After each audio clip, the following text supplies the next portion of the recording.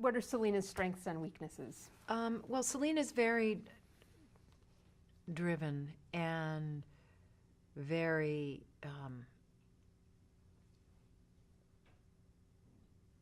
she's got a laser focus as far as her career and what she wants to do. The problem is that that focus has, in a strange way, gotten in her way and kept her from what she's wanted to do.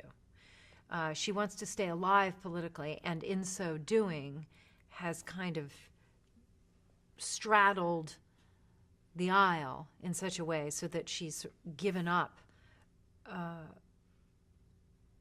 think, a kind of her own ideal.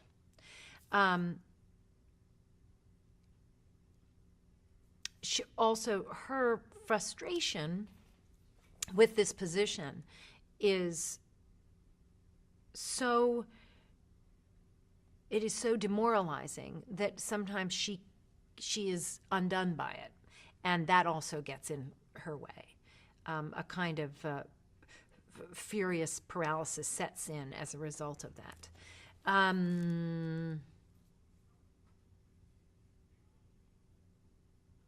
You know, it's funny because I was thinking, for instance, in the pilot episode, when she's about to make a speech at the SRVA fundraiser,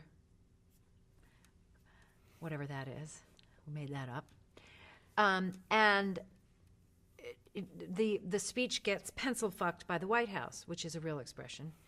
And, you know, up until that point, she's been her own boss, you know. If she's a senator from Maryland, nobody's pencil fucking her speech. But in this position, she is now in a position to get pencil fucked. And as a result, you know, and that's how I justified her getting up on stage and being, and playing that out. Because it is so maddening to have had that happen to her after she has something laid out, that she becomes momentarily paralyzed. And then, of course, she gets going, she gets on a roll, and there's this horrible mishap that happens. All of this, I think, is being fueled by frustration. Although in season, okay, but anyway, so I would say that that is her strength and her weakness, you know? And there's more to come in that area, you know? In season 2, she becomes more powerful and has more responsibility. In season 2 opens on the midterm election results night, and becomes clear that she has a certain weight politically that nobody's taking advantage of. And so she tries to parlay that into a more powerful position, and she does. And then season 2 unfolds, and because, of course, with more power comes greater responsibility, and it's a double-edged sword. So when she has those mishap moments, like in the pilot episode, yeah, how do you keep her seeming smart and not? It's tricky. And it's something that I wanted to be aware of all the time, because to go to that tripped up place is something that's, you know, to be honest with you, it's kind of it's my bag of tricks. But it's not necessarily great for storytelling for this series. So we've gone there a couple of times, but I don't think we stayed there for very long. She's obviously tough on her staff, so how do you keep her likable and relatable despite her willingness to go there? I don't know how to keep her likable and relatable, because I don't think about it from that point of view. I just know that she, you know, has these people upon which she relies, somewhat inexplicably, but yes, she does. And they are her family. They, you know, sort of, they are at her beck and call. They would do anything for her. And they are all on the same trajectory. They have been for a long time. They are operating as a unit. So they understand that dynamic. And so you could say to a certain extent that this is a team. And shall we say she's the quarterback, but she would say she's much more important than the quarterback. And, of course, they would agree with her, you know. But it's, from an acting point of view, it's fabulous to be able to, the ego of this, and to tap into the ego part of this is just unbelievable because, and it's real, you know. It's also very real. I mean, I don't mean that, yeah, it is real. These politicians, both sides of the aisle, of course, they are, their egos are many times outrageous because their careers support that notion, and the people around them support that notion. Not unlike life in Hollywood. And my team will tell you that's the case. They're here right now. So let's talk a little bit about the Veeps team. All right. Let's talk about the characters and the actors. So talk about Selena's relationship with Amy. Amy is played by Anna Klumsky, and she is the chief of staff.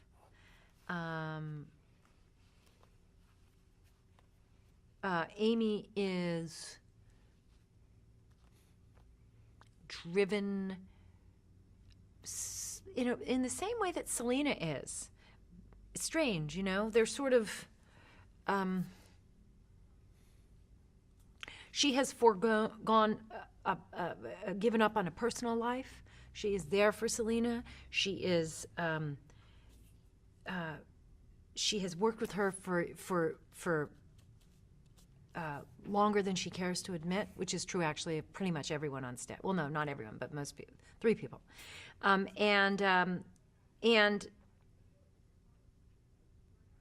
she's very brittle, and it's a great dynamic. Anna worked with Armando on In the Loop, and which is how they knew each other, and it's a treat to be able to work with her. She's got the look and the dryness of Capitol Hill down. So talk about Tony Hale as Gary. Well, Tony Hale plays Gary Walsh, who's Selena's bag man, and he's devoted to her. He's in love with her, and I don't think she's in love. She's not in love with him, but she expects him to be in love with her. So that makes sense, and why wouldn't he be? She understands that, I think, in an unconscious kind of way, or a subconscious kind of way, I mean. And by the way, that's a Selena-ism right there, just what I did. That would be a good thing, and I'm now going to remember that, because that would be good to use the word unconscious. But he is,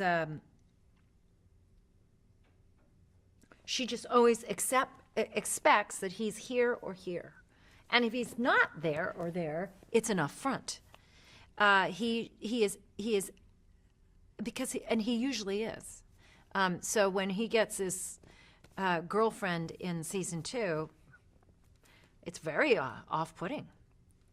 It's very off-putting. And the lines that when you're doing a scene where he's whispering something about somebody into your ear, giving you a tip on somebody that you're about to talk to, are those largely improvised? A lot of them are improvised, and some are also written. I mean, it really speaks to the process, you know.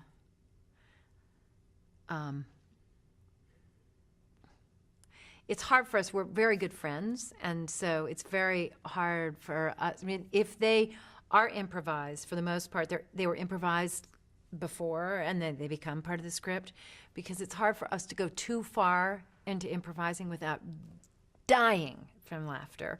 I can barely. God, it's so much fun. But anyway, You know, and also, by the way, when somebody's whispering your ear like that, you know, and really close to your body, it's hard not to, you know, it's hard not to pee in your pants from laughing so hard. So let's talk about Reed Scott as Dan. Yeah, well, Reed in the pilot, Reed Scott plays Dan Egan, and in the pilot episode, sort of gloms onto the office and finds a way to maneuver in. And we don't really know exactly what he's going to be doing, but he is going to be doing something. Amy is, of course, appalled because he is a devious fellow. But what I find so interesting about Reed and his portrayal of Dan Egan is when he starts to, because he is devious, but he's also, again, has his vulnerabilities. And when those start to be revealed, and they are in season 2, I think that is a very interesting take on this character. When he's trying to get in with Kent Davidson, played by Gary Cole in season 2, and Kent will have nothing to do with him and has no respect for him whatsoever. He's devastated by this. And that's a very interesting area, you know, very interesting, I think. How about Matt Walsh as Mike? Well, Matt Walsh is a comedic genius. And, I mean, he really is. He can nail a joke with just a shift of an eye. Nail it. And that takes it takes great timing and a great ear for comedy and a great skill because it's very subtle. What he does is very subtle. And fortunately, Veep captures that. The tone of Veep captures that so well. He is somebody who has been around forever and is tired of the gig. He's not really up on new media. He's not, it takes too much time for him to understand the ins and outs of the newest, you know, whatever it is, Vine, Tumblr, Reddit, all this stuff, all of that business. He can't, it's hard for him to stay fresh with everything because he's just tired. He's been doing this a long time. But Selena has a certain loyalty and keeps him on, and is constantly being frustrated by his lack of initiative, lack of energy, but for some reason she just keeps him on. And fundamentally she has affection for him and all of these people, and you'll see that towards the end of this season. There's an episode to air, episode 9, in which certain things are revealed, and you can see a camaraderie that's there. What about Timothy Simons as Jonah? Well, he just keeps showing up. And it's so funny because Tim is so not like Jonah himself as an actor. You know, none of these guys are, but Tim in particular, he plays such an egregious fellow, and he's so just absurd and tall. He is tall, but he's not absurd. And he's such a wannabe. He plays such a wannabe. And Tim is such a sensitive, intellectual person. He's the antithesis of his character. But it's a great, you know, him walking in and with a swagger as if he owns the place, and he clearly doesn't. And his role in the White House is barely a role, and yet he plumps it up in an effort to get laid or get respect or whatever it is. He's great. He's absolutely great. And I hope I say this right.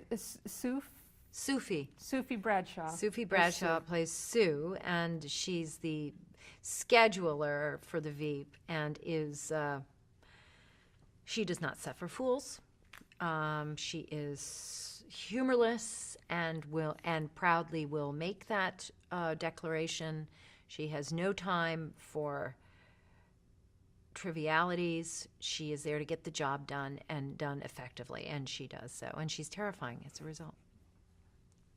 So let's talk about your duties as a producer on the show. Yeah. How are you involved behind the scenes? Well, let's see. I mean, I work with the writers and other producers in terms of story and thinking and brainstorming about stories. I work on casting, work on hiring people for production. I work on the various edits for the show. I think I've sort of got, you know, I have, I care very much about the overall look of the show, and I care very much about the show. How closely does the production team and do the writers pay attention to what's happening in the headlines, in the news, to pull story ideas? They pay attention, yeah. But interestingly, we've had things happen after. You know, it's funny because in season 1 of Veep, Selena went on Meet the Press and says something that she shouldn't say. And 2 months later, Joe Biden went on Meet the Press and said something that I was glad he said, but it also got a lot of attention, and that was about the fact that he supported gay marriage. But we've had things like this happen a lot in our lives. It's pretty interesting. I mean, even now with the controversy about Benghazi and stuff like that, we have a storyline in the show about international incidents and hostages and spies and so on and so forth. It's pretty, it's kind of unbelievable. Are there any topics that are too sensitive that you've decided collectively are off limits?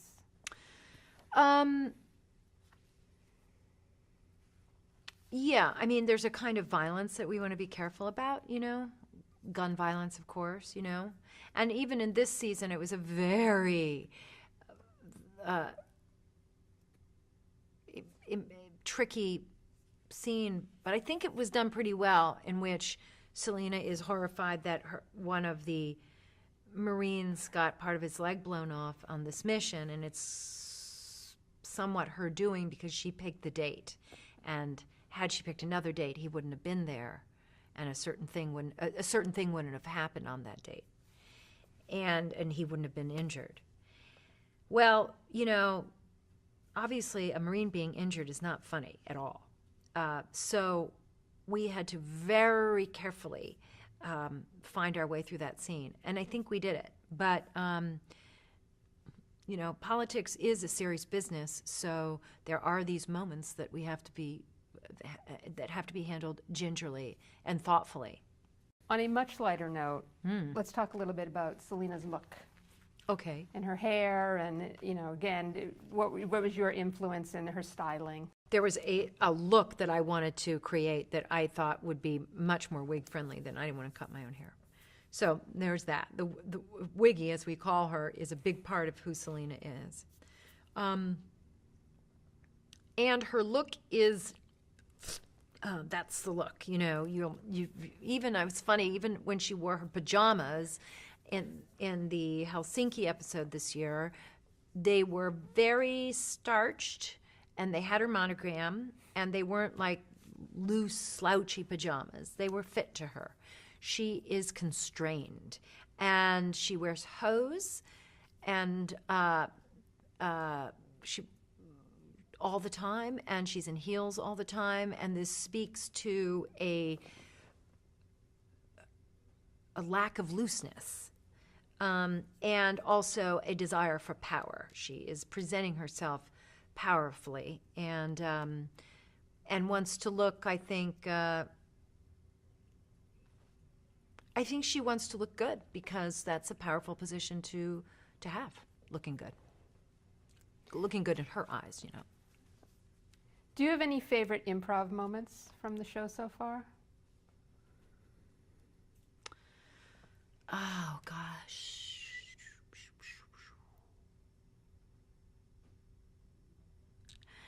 I do. It hasn't aired yet, but episode 9 of season 2, there's a lot of improvisation in a hotel room. And of course, by the time this airs, people have seen it. But it's when Selena is unwittingly high. She didn't realize it, and she becomes altered pretty significantly, and that was insane to be able to play that. Just loosen it up and just go, and that was a lot of fun. But there are lots of improvised. Oh my God. Well, we had this moment that was improvised, and then it becomes, like I say, it's like sometimes things happen on the fly, and at this point it's sort of hard to remember the provenance of from one show to the next. But out of rehearsal did come this scene.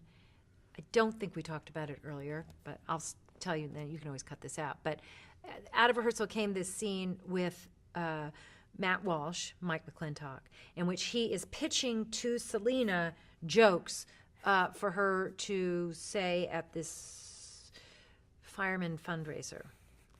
And she, okay, I've thought of another one. And she has this chair that, she swivels in, but it's a very big chair, which was an idea of mine, that the chair that she had should be too big. That's not hard to do because I'm so short, but anyway, it's significantly bigger than she is. So as she's listening, she's kind of twirling in the chair and listening to him pitch jokes that are pretty shitty.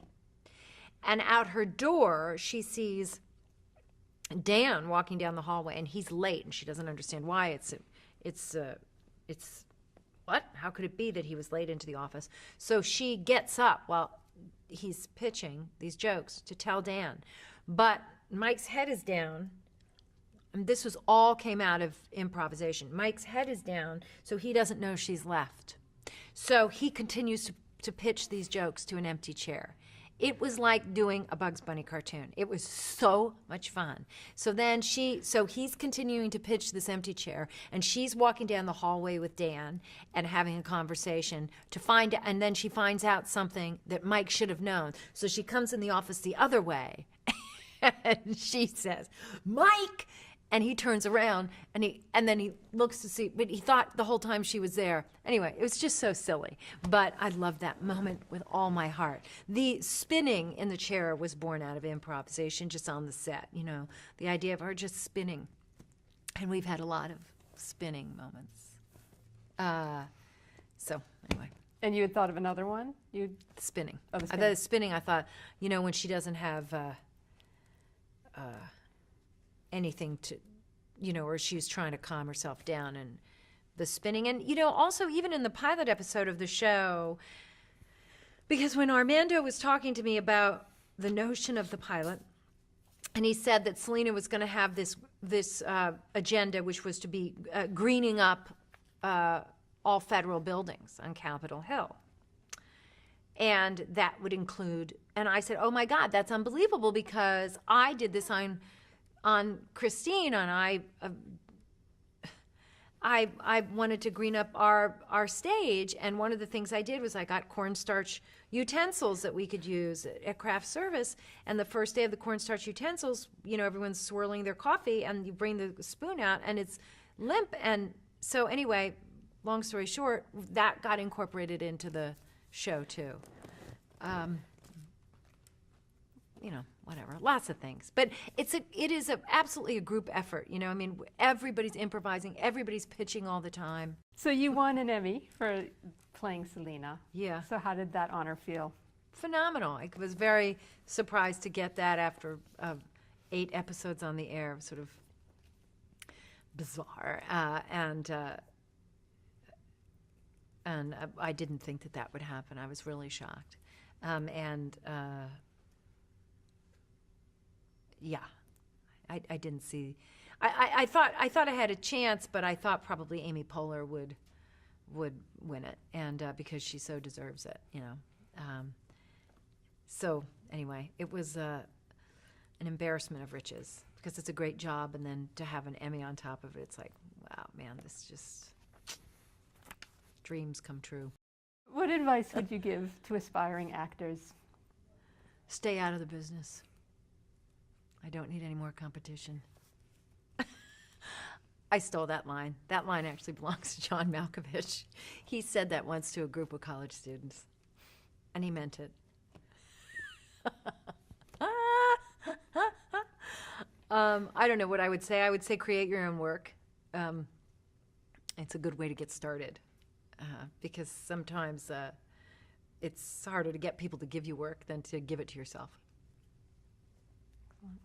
Well, we can't thank you enough for sitting with us twice. Thank you.